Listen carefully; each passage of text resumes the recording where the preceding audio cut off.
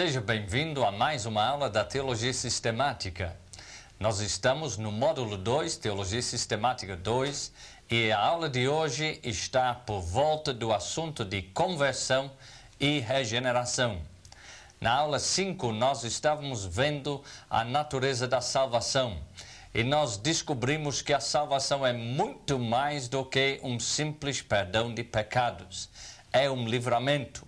E nós percebemos como Jesus Cristo coordenou a hora da sua morte para que estivesse assim sincronizado com a Páscoa, para que esta mensagem fosse salientada. Isto é, nós somos libertos da ira de Deus e nós somos libertos do reino das trevas, e agora nós estamos chegando a entendermos nesta aula um pouquinho deste processo.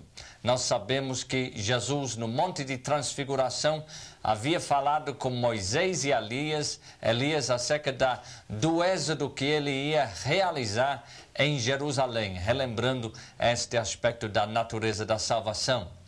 Mas hoje o nosso assunto é da conversão, que faz parte do processo de Deus para nos levar para uma nova vida. E conversão é uma coisa efetivada por duas coisas distintas, mas que operam em conjunto: a questão do arrependimento e a fé. O arrependimento e a fé produzem a conversão. E depois disso nós estaremos terminando esta aula com uma reflexão sobre aquilo que a Bíblia fala em relação à regeneração, a nova natureza que Deus nos dá.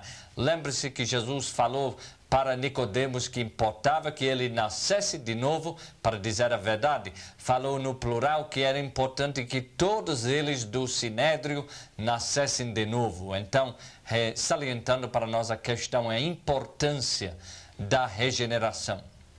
Mas vamos para o assunto de conversão. E vamos imaginar qual é a melhor ilustração na Bíblia em relação à conversão. Sem dúvida, para mim, a melhor ilustração na Bíblia é a parábola do filho pródigo. Quando o filho pródigo, assim, sai de casa, vai, assim, em busca de uma vida melhor, ele arruma bastante amigos enquanto tem dinheiro, depois ele começa a padecer necessidade e ele chega até num emprego dos mais ruins para um judeu, e finalmente ele se levanta para voltar para casa. Neste processo de se levantar é justamente uma boa ilustração da conversão. Agora, o melhor exemplo bíblico, isto é, que não é uma história, é um fato, seria a conversão de Saulo de Tarsus. E eu coloquei uma anotação dentro do seu livro-texto, relembrando para você uma coisa que às vezes escapa, isto é, que Saulo não é o nome pré-convertido do apóstolo Paulo, não. Saulo é seu nome judeu ou hebraico, enquanto Paulo é o nome que ele usa quando ele está nas suas viagens missionárias, que é justamente um nome mais de origem romano ou grego. Então é um nome que ele usa, mas todos os dois nomes são válidos para o homem convertido. Por exemplo, em Atos capítulo 13, nós temos o Espírito Santo dizendo à igreja em Antioquia que separassem para a obra missionária que ele havia escolhido Barnabé e Saulo. Não foi Barnabé e Paulo. Mas o melhor exemplo bíblico de conversão, eu creio, é justamente este do apóstolo Paulo ou de Saulo, quando ele muda por completo e deixa de ser perseguidor da igreja e começa a pregar aquela fé que ele tanto perseguia. Agora, a necessidade de conversão. Qual é a necessidade de conversão? É apenas para algumas pessoas ou para todos? É para todos, com certeza. Isto é, todos nós precisamos nos converter dos nossos maus caminhos, como falou o profeta Isaías em capítulo 55. Ainda há um certo sentido em que o próprio cristão precisa de quando em quando se converter. isto é, quando o cristão começa a perder o brilho da sua experiência com Cristo, entra na questão, por exemplo, da igreja de Éfeso, lá no livro de Apocalipse, que havia perdido o seu primeiro amor.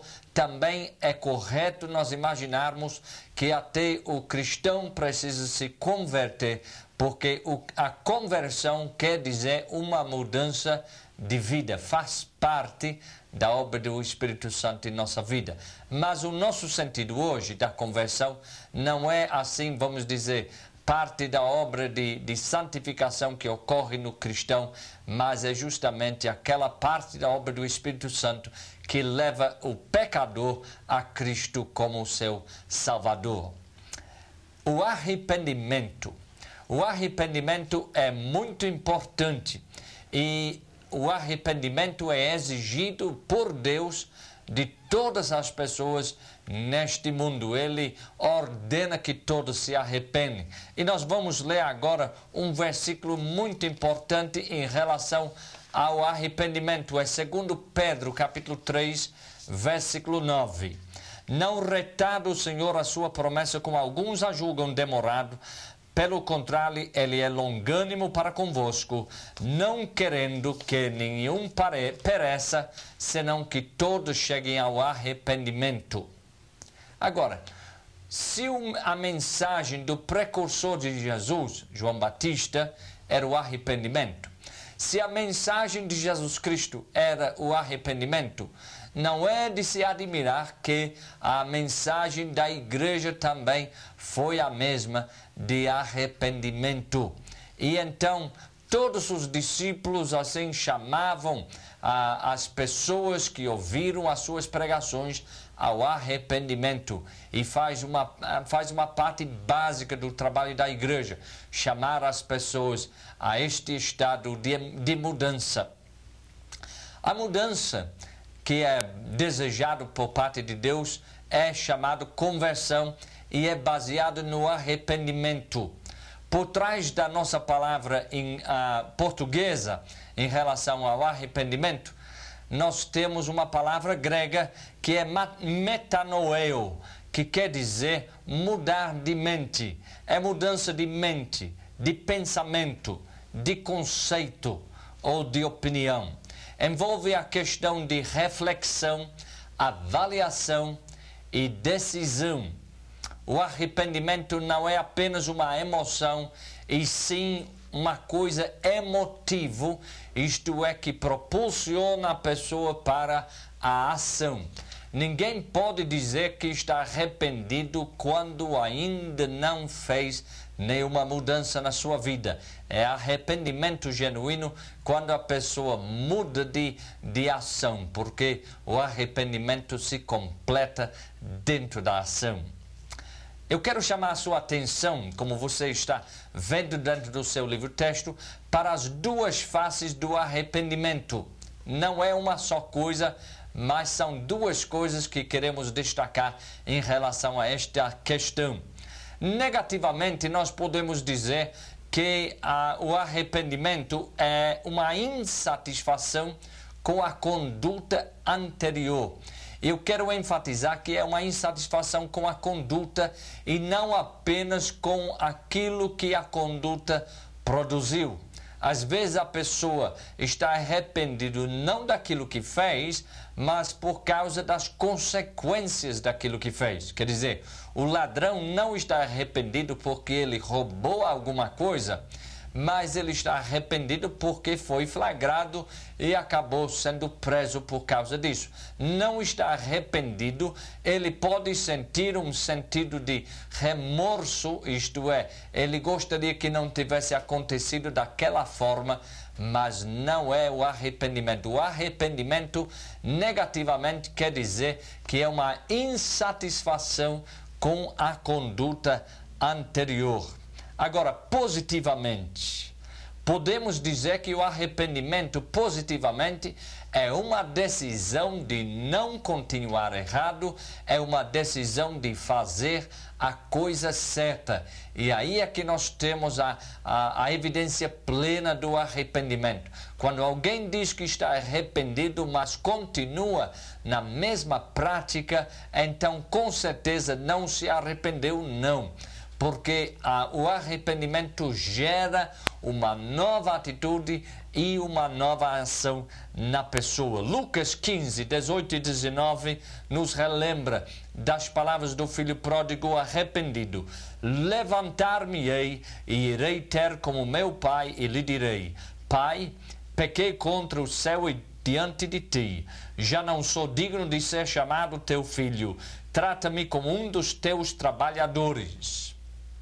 O filho pródigo arrependeu-se, decidiu mudar de vida, cogitou como seria esta mudança, mas a coisa mais importante não é a fala dele aqui, é o fato que de fato se levantou e foi junto ao Pai. Isto é a concretização do arrependimento.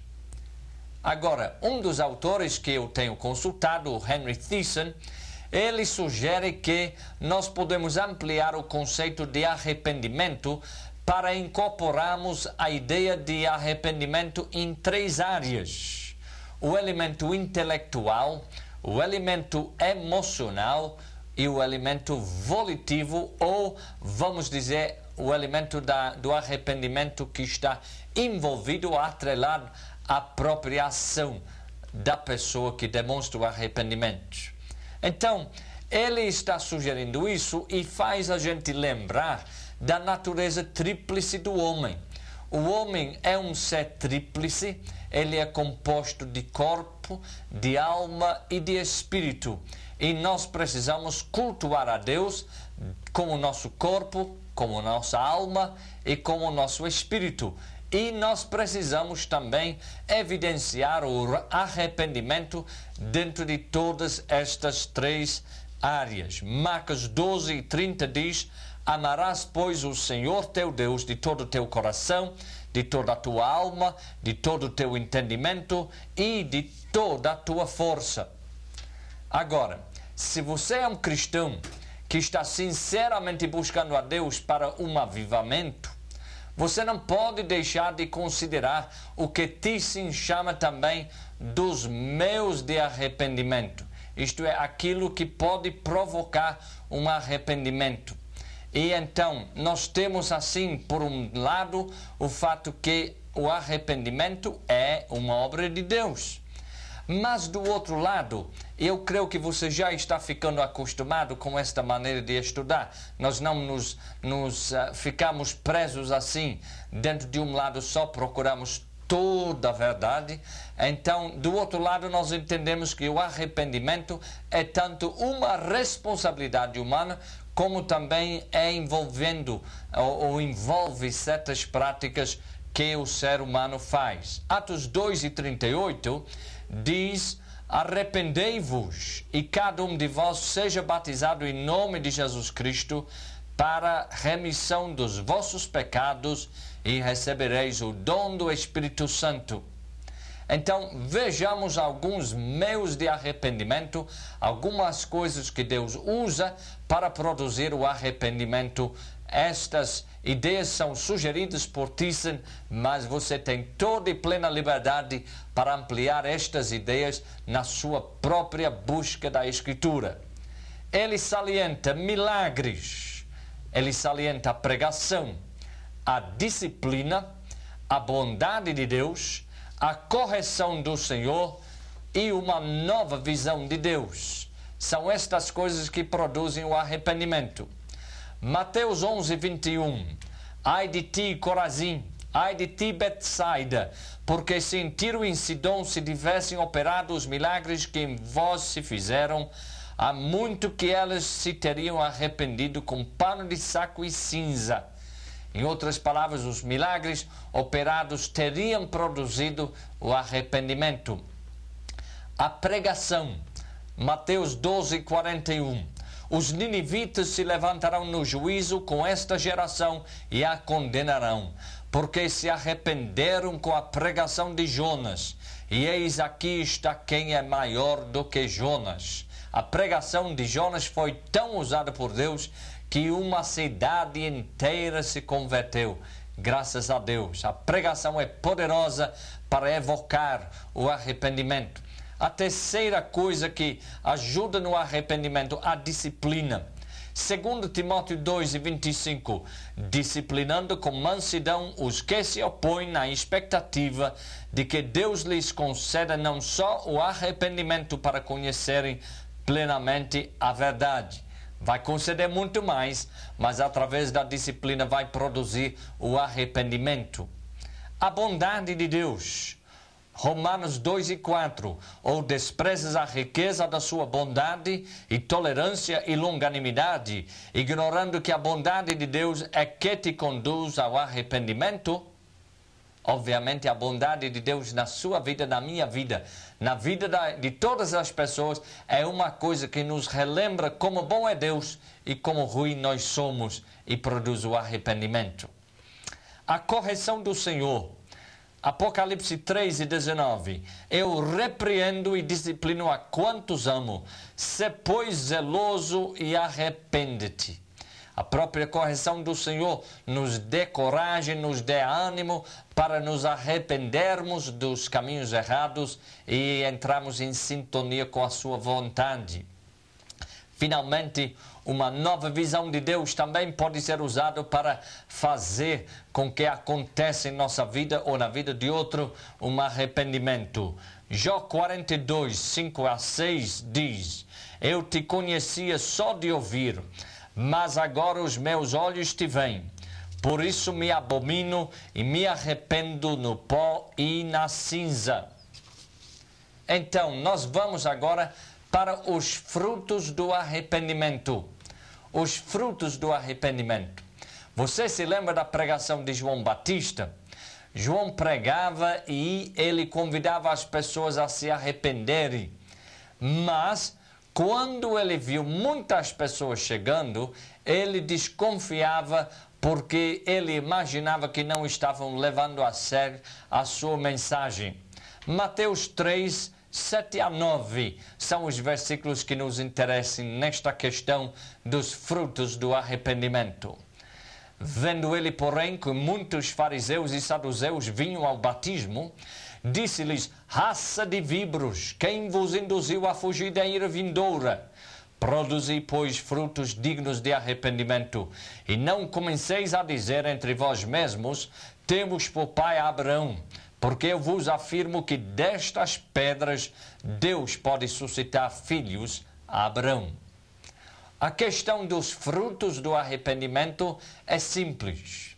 Não podemos admitir que alguém se arrependeu a não ser que mude de vida, a não ser que haja novo fruto na sua vida. Uma pessoa que se diz arrependido e não muda de vida é simplesmente isso, uma pessoa que está cheia de remorso pelas consequências da sua ação, mas ainda não reprovou a ação em si. Quando a pessoa reprova a ação em si, o que acontece? A pessoa nunca, jamais vai querer fazer tal coisa e faz tudo dentro do seu poder para andar de forma diferente, isto é, de forma correta com Deus.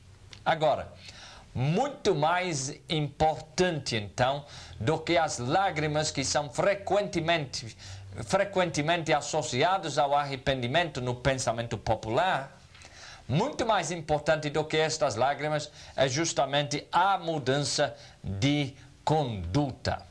A Bíblia nos adverte de não sermos profanos, como foi, por exemplo, o Esaú, que ele vendeu os seus direitos de primogenitura por um simples repasto. Isto é, ele aproveitou o momento e não pesou aquilo que era o seu privilégio ou aquilo que ele estava disposto a negociar por um preço tão barato, tão simples.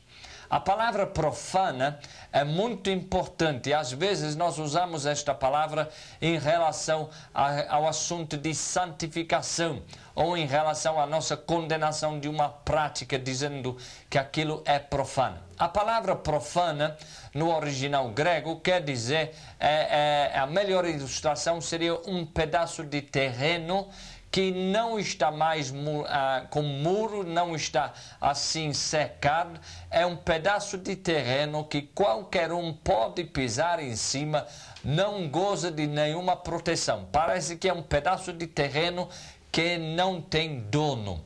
E quando as nossas vidas se tornam profanas, isto é, estão abertas para todo e qualquer pensamento, toda e qualquer ação, toda e qualquer postura, é como se nós não temos dono. Mas o cristão tem dono. Nós temos Deus como nosso dono, Jesus Cristo como Senhor da nossa vida, nós temos o Espírito Santo como nosso guia e nós estamos indo para o nosso lar celestial, estamos buscando as coisas que são de cima e reprovando as coisas que são terrestres, que são de baixo. Agora, vamos ler Hebreus 12, 16 e 17, que nos relembra de Esaú. Nem haja algum impuro ou profano, como foi Esaú, o qual por um repasto vendeu o seu direito de primogenitura, pois sabeis também que posteriormente, querendo herdar a bênção, foi rejeitado, pois não achou lugar de arrependimento, embora com lágrimas o tivesse buscado. É uma coisa, viu, gente, a lembrar, nem sempre teremos oportunidade de nós nos arrependermos. Nós temos que aproveitarmos as oportunidades que nós temos. Pois se tem alguma coisa dentro da sua vida de que você se precisa arrepender, busca a Deus hoje, não deixa para amanhã. Paulo escreve aos Coríntios, em 2 Coríntios capítulo 7 e 11, algo que nós usamos para falarmos de 7 sinais de arrependimento. 7 sinais de arrependimento de 2 Coríntios 7 e 11. Porque quanto cuidado não produziu isto mesmo em vós que, segundo Deus, fostes contristados? Que defesa, que indignação, que temor, que saudades, que zelo, que vindita. Em tudo destes, prova de estardes inocentes neste assunto. Devido aos muitos pecados dentro da igreja de Corinto, o apóstolo Paulo teve razão de disciplinar e corrigir os cristãos.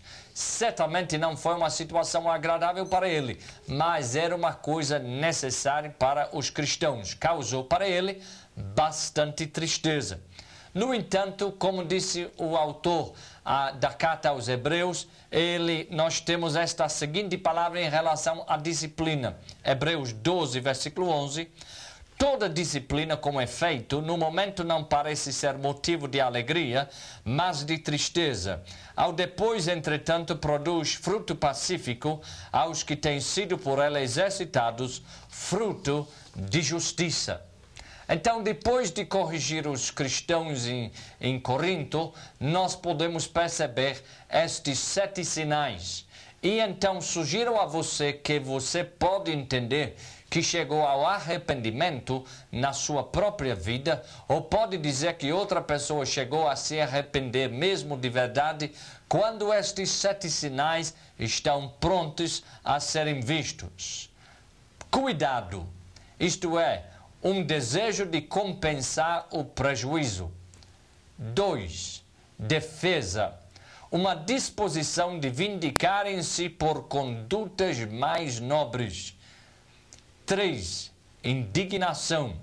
Indignação contra o inimigo de Paulo que havia conseguido convencê-los a rejeitar o seu conselho.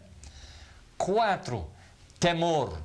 Diante da sua própria passividade e os resultados desastrosos. Às vezes nós precisamos mesmo nos arrependermos de não termos tomado providências. Número 5. Saudades. Neste caso, eles tiveram saudades de Paulo. Número 6. Zelo. Zelo para ver as coisas endireitadas. Número 7. Vindita. Uma sua nova postura era a garantia de sua inocência ou justiça. São 7 sinais. Eu me lembro aqui para vocês, em relação a você e o arrependimento, que cedo ou tarde todos nós fazemos algo de que nós temos vergonha e precisamos nos arrepender. Baseado neste versículo de cima e o comentário dos 7 sinais de arrependimento, você pode dizer que alcançou o arrependimento quando estava disposto a compensar o prejuízo, viver uma vida mais nobre, romper com as amizades prejudiciais, está chocado com a sua própria passividade e percebe os resultados desastrosos, quando tem saudade de quem corrige você e quando zela para ver as coisas endireitadas. Esta palavra de arrependimento nos leva mais naturalmente para aquele Salmo 51, o salmo mais belo da vida e mais belo assim da Bíblia em relação a este assunto. Salmo 51. Compadece-te de mim, ó Deus, segundo a tua benignidade, e segundo a multidão das tuas misericórdias, apaga as minhas transgressões. Lava-me completamente da minha iniquidade e purifica-me do meu pecado. Pois eu conheço as minhas transgressões, e o meu pecado está sempre diante de mim. Pequei contra ti somente fiz o que é mal perante os teus olhos, de maneiras que serás tido por justo no teu falar e puro no teu julgar. Eu nasci na iniquidade e em pecado me concebeu minha mãe. Eis que te comprases na verdade no íntimo e no recôndito me fazes conhecer a sabedoria. Purifica-me com ísopo e ficarei limpo. Lava-me e ficarei mais alvo que a neve. Faz-me ouvir júbilo e alegria, para que exultem os ossos que esmagaste. Esconde o rosto dos meus pecados e apaga todas as minhas iniquidades. Cria em mim, ó Deus, um coração puro e renova dentro de mim um espírito inabalável. Não me repulses da tua presença, nem me retires do teu Espírito Santo. Restitui-me a alegria da tua salvação e sustenta-me com um espírito voluntário. Então ensinarei aos transgressores os teus caminhos e os pecadores se converterão a ti.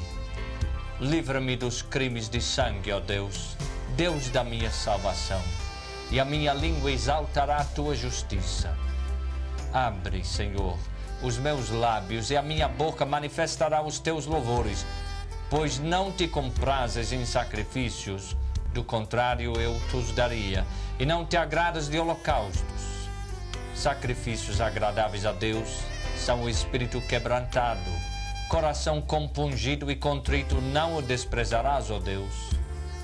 Faze bem a Sião, segundo a tua boa vontade. Edifica os muros de Jerusalém. Então te agradarás dos sacrifícios de justiça, dos holocaustos e das ofertas queimadas, e sobre o teu altar se oferecerão novilhos. Nós vamos para um breve intervalo, depois nós voltaremos ao nosso assunto.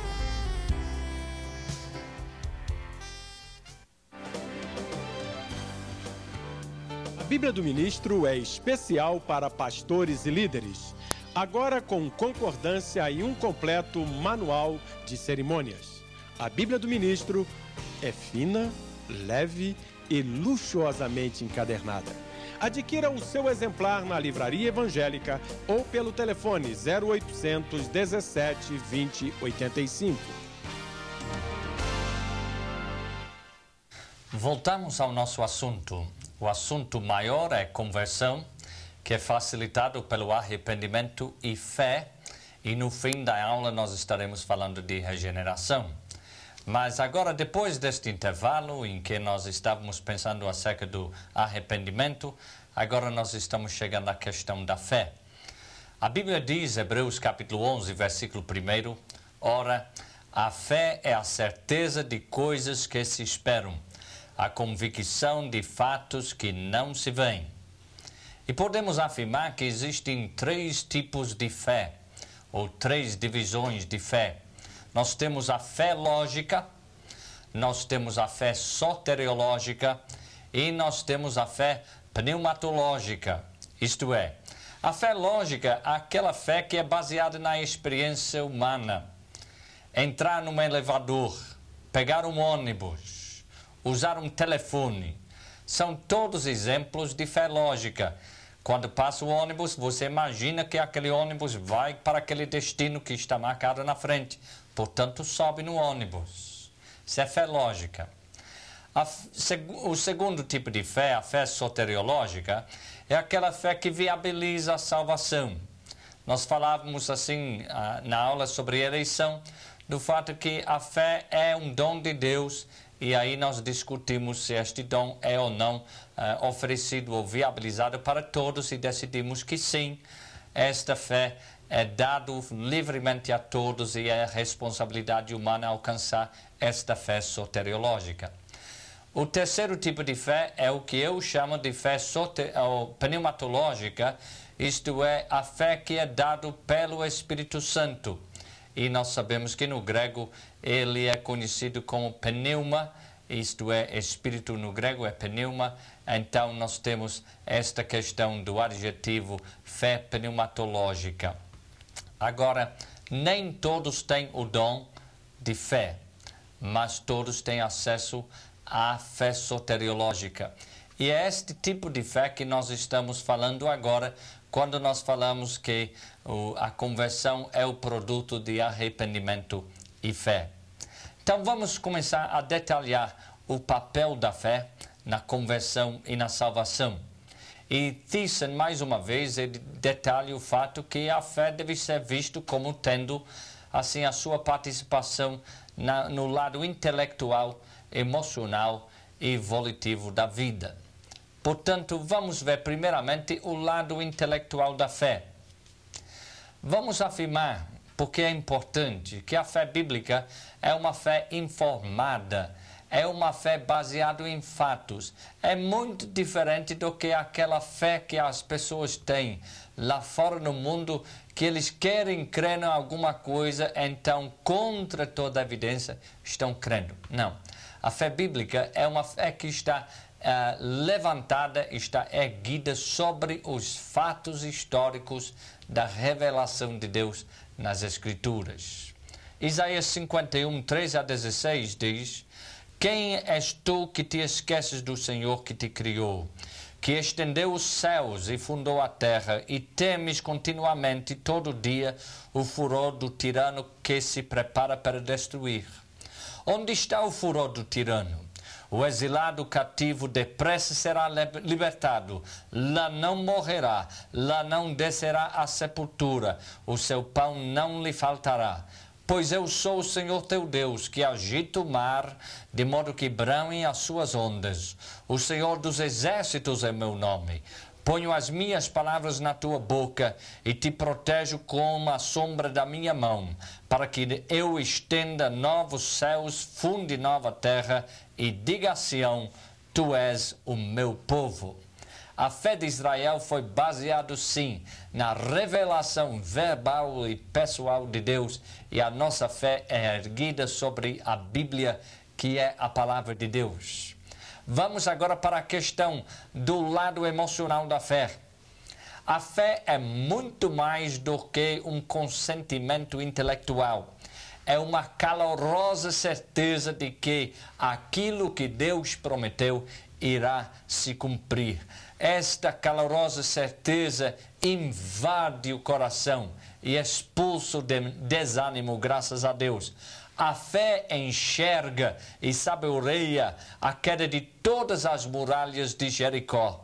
A fé produz uma coragem que alenta o coração, graças a Deus. Quem tem fé sente que qualquer obstáculo à vontade de Deus há de cair, porque Deus está conosco, graças a Deus. Foi pela fé que Davi disse para Golias: Tu vens contra mim com a espada e com lança e com escudo, eu, porém, vou contra ti em nome do Senhor dos Exércitos, o Deus dos Exércitos de Israel, a quem tens afrontado. É 1 Samuel 17 e 45. Prosseguimos adiante para o lado volitivo da fé, isto é, o lado da fé associada à ação. Salientamos o fato que a fé nunca é passiva. Ela inspira ação e digo ação ousada. É neste sentido que Tiago insiste: assim como o corpo sem espírito é morto, assim também a fé sem obras é morta. Pela fé Moisés estendeu a sua vara e o mar vermelho abriu. Pela fé Jesus estendeu seus braços sobre a cruz e as portas do inferno ruíram. Sem ação a fé nunca se concretiza. O que é que a Bíblia fala acerca do próximo assunto? O valor estratégico da fé. Quem lê Hebreus capítulo 11 logo percebe a importância estratégica da fé. Ela é indisputável porque pela fé os antigos obtiveram bom testemunho. Pela fé Abel ofereceu a Deus mais excelente sacrifício. Pela fé Enoque foi trasladado para não ver a morte. Sem fé é impossível agradar a Deus. Pela fé, Noé aparelhou uma arca para a salvação da sua casa. Pela fé, Abrão, quando chamado, obedeceu. Pela fé, Sara recebeu poder para ser mãe, não obstante o avançado da sua idade. Pela fé, Abrão, quando posto à prova, ofereceu a Isaque. Pela fé, Moisés recusou ser chamado da filha de Faraó. Pela fé, pela fé, celebrou a Páscoa e o derramamento do sangue para o exterminador não tocasse os primogênitos dos israelitas. Pela fé, nós vencemos todos os obstáculos e nós vencemos, sim, todos os inimigos de Deus. Vamos passar agora para o fato que a fé é indispensável para um bom relacionamento com Deus. De fato, diz a Bíblia, sem fé é impossível agradar a Deus, porquanto é necessário que aquele que se aproxima de Deus creia que Ele existe e que se torna galardoador dos que o buscam. A fé não é apenas de grande importância estratégica, ela é o ingrediente indispensável para um bom relacionamento com Deus. Por isso a incredulidade recebe a mais severa censura. Quem crê e for batizado, disse Jesus, será salvo. Quem, porém, não crer, será condenado. É Marcos 16 e 16. Jesus exaltava a manifestação de fé. Ele reclama da sua falta e diz que a medida que Deus usa para nos abençoar é a nossa própria fé. A falta de fé é um grande impedimento na manifestação do poder de Deus. Vejamos alguns exemplos bíblicos que apoiam estas conversas de Jesus nos evangelhos. Mateus 15, 28. Ó mulher, grande é a tua fé. Mateus 9, 29. Faça-se conforme a vossa fé. Lucas 8, 25. Onde está a vossa fé? João 20, 27. Não sejas incrédulo, mas crente. E Mateus 13, 58. E não fez ali muitos milagres por causa da incredulidade deles. Jesus, percebendo a estratégia satânica se armando contra os discípulos, prevaqueu a Pedro, contudo, ao mesmo tempo, fez questão de orar pela sua fé. Ele disse: Simão, Simão, eis que Satanás vos reclamou para vos peneirar como trigo. Eu, porém, roguei por ti, para que a tua fé não desfaleça. Tu, porém, quando te converteres, fortaleça os teus irmãos. É Lucas 22, 31 e 32. O grande antídoto ao veneno diabólico era a fé. A fé não podia faltar. Por isso Jesus intercedeu junto com o Pai para que a fé de Pedro não faltasse e para que fosse prevalecer contra a obra diabólica. Veja como é importante o papel estratégico da fé. Vamos agora para um próximo assunto, a fé e a salvação. A Bíblia tem muito a dizer em relação à fé e, portanto, não é nenhuma surpresa constatar que as frases pela fé, por fé ou mediante fé ocorrem 59 vezes no Novo Testamento.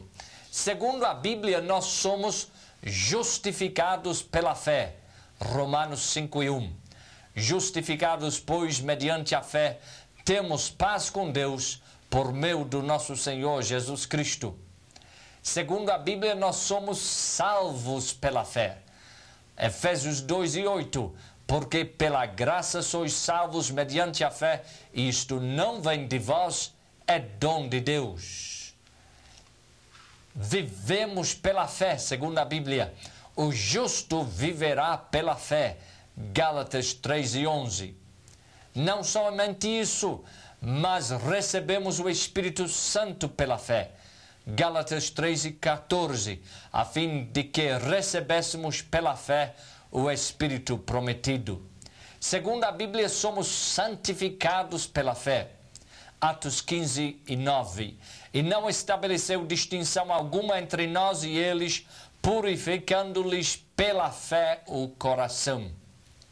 Segundo a Bíblia, somos guardados pela fé. 1 Pedro 1:5. Que sois guardados pelo poder de Deus, mediante a fé, para a salvação preparada para revelar-se no último tempo. Nós somos firmados pela fé. Segundo Coríntios 1:24, porque somos cooperadores de vossa alegria, porquanto pela fé já estáis firmados. Segundo a Bíblia, andamos pela fé, não pelo ver, mas nós andamos pela fé. Isto é, segundo Coríntios 5:7, andarmos por fé e não pelo que vemos. Ainda mais importante, quem sabe, nós herdamos as promessas de Deus pela fé. Hebreus capítulo 6:12, pela fé e pela longanimidade herdam as promessas. Marcos 9:23 nos faz lembrar que nós rompemos as barreiras pela fé. Tudo é possível ao que crê. Tudo é possível ao que crê. Aquele seu problema é vencível pela fé, graças a Deus. Também nós vencemos pela fé. 1 João 5:4. E esta é a vitória que vence o mundo, a nossa fé. Finalmente, nós sabemos que Cristo vive em nós pela fé. Efésios 3:17 diz: e assim habite Cristo no vosso coração pela fé. Como você pode ver, a fé é essencial à salvação.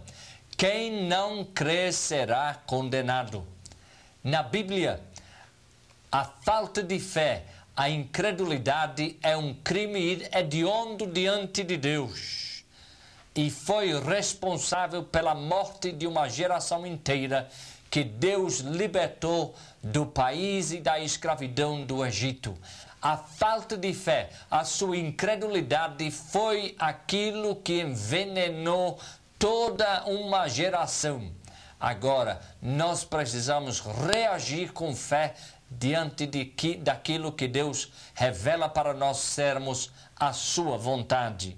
A falta de fé suscita a ira de Deus e o juízo de Deus, porque questiona e repudia a sua fidelidade, a sua generosidade e a sua integridade para conosco. Hebreus capítulo 4, versículos 1 e 2 dizem: Temamos, portanto, que, sendo-nos dejada a promessa de entrar no descanso de Deus, suceda parecer que algum de vós tenha falhado.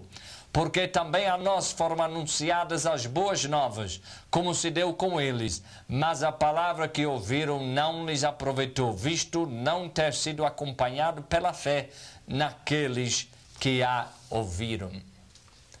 Portanto, terminamos aqui a consideração da conversão. Conversão é precipitado por o arrependimento ou pelo arrependimento e uma postura de fé. Nós nos arrependemos daquilo que nós temos feito errado, nós damos fé naquilo que diz a palavra de Deus e nós nos aproximamos a Deus para nos reconciliarmos com Ele. Se você este dia está longe de Deus, mesmo perto do seu irmão, dentro da sala de aula, por favor, vá buscar um entendimento com Deus, porque esta é a vontade de Deus. Nós vamos fazer o desfecho da nossa aula hoje tratando do assunto de regeneração. Na teologia nós entendemos que a regeneração é o lado divino da conversão. Conversão é o lado humano. Regeneração é o lado divino do mesmo assunto. A regeneração produz a nova vida de que nós tanto desejávamos quando nós estávamos no pecado. Isto é, caminhando a Deus através do arrependimento e a fé, nós buscávamos uma nova vida. Nós buscávamos de mudar não apenas de atitude, mas de postura e de ação. E é a regeneração que Deus nos dá que facilita esta mudança de vida. Nós podemos saber com toda certeza que não há nada que o homem pode fazer para se regenerar. Mas quando o pecador arrepende-se de seus pecados, quando ele crê no Evangelho, quando ele se converte de seus maus caminhos e busca a Deus, podemos afirmar que a regeneração não está longe. A regeneração é a solução de Deus para a nossa velha natureza, a solução divina para a nossa velha natureza. Como parte do nosso estudo de soteriologia, observamos os desastrosos efeitos do pecado sobre a criação e sobre toda a humanidade. Herdamos de Adão uma natureza pecaminosa que é incuravelmente oposta à vontade de Deus. No Antigo Testamento, o homem é visto como tendo um coração de pedra, mas Deus promete, através de uma nova obra dele, trocar este coração de pedra para fazer um coração de carne, um coração sensível à sua vontade. Ezequiel 36 e 26 diz: Dar-vos-ei coração novo, e porei dentro de vós espírito novo, tirarei de vós o coração de pedra, e vos darei coração de carne. Este coração de carne fala de regeneração, e é acompanhado por um novo Espírito, relembrando-nos da atividade do Espírito Santo na vida do cristão. Mais tarde teremos uma aula dedicada à questão da nossa união com Cristo, que focaliza este novo relacionamento com Deus. Agora, a regeneração produz uma vida nova. Quando Nicodemos veio procurar a Jesus e alegava que o concílio lá em Jerusalém sabia alguma coisa acerca de Jesus, que ele era homem de Deus, que ele era profeta de Deus, que ele era usado por Deus, Jesus não aceitou a sua proposta e ele disse que este homem e os demais precisavam renascer, porque era impossível eles, não regenerados, perceberem qualquer coisa em relação às coisas de Deus. A Bíblia ensina que uma vez renascido, a pessoa muda por completo. Baseado na história de Nicodemos, podemos afirmar que é possível, perfeitamente possível, uma pessoa ser um respeitado membro de uma igreja ou até ministério sem ter nascido de novo. É possível que alguém estude esta lição e ainda não tenha nascido de novo. Portanto, verifique comigo algumas características dos regenerados para ter toda a certeza que você mesmo passou da morte para a vida, da natureza de Adão para a natureza de Cristo. Quem é nascido de Deus, em primeiro lugar, vence a tentação. 1 João 3:9. Todo aquele que é nascido de Deus não vive na prática de pecado, pois o que permanece nele é a divina semente. Ora, esse não pode viver pecando porque é nascido de Deus. Ele ama Deus, seus irmãos e seus inimigos. Ele ama a palavra de Deus, a vontade de Deus e as almas perdidas. Aquele que não ama não conhece a Deus, pois Deus é amor. 1 João 4:8. Ele que é nascido de novo busca as coisas que são de cima. Portanto, se fostes ressuscitados juntamente com Cristo, buscai as coisas lá do alto, onde Cristo vive, assentado à direita de Deus. Colossenses 3:1. Terminamos com os agentes da regeneração. Aquelas coisas que cooperam, pessoas ou coisas que cooperam com a nossa regeneração. Nascemos de novo mediante, em primeiro lugar, a vontade de Deus, os quais não nasceram do sangue, nem da vontade da carne, nem da vontade do homem, mas de Deus. João 1:13. Nascemos de novo mediante a obra de Cristo. 1 João 2:29. Se sabeis que Ele é justo, reconhecei também que todo aquele que pratica a justiça é nascido dele. Nascemos de novo mediante a palavra de Deus, pois fostes regenerados, não de semente corruptível, mas de incorruptível, mediante a palavra de Deus, a qual vive e é permanente. 1 Pedro 1:23. Nós nascemos de Deus mediante os ministros da palavra de Deus. 1 Coríntios 4:15. Porque ainda que tivesses milhares de preceptores em Cristo, não terias, contudo, muitos pais, pois eu, pelo Evangelho, vos gerei em Cristo Jesus. Finalmente, podemos dizer que nós nascemos de novo mediante a operação do Espírito Santo, não por obras de justiça praticadas por nós, mas segundo a sua misericórdia. Ele nos salvou mediante o lavar regenerador e renovador do Espírito Santo. Tito 3:5. Vamos lembrar que esta aula não trouxe novidades, mas esclareceu muito em relação à salvação e à conversão em particular e à regeneração. Use esta informação para levar uma alma mais perto de Deus. Esta é a nossa oração. Que Deus vos abençoe.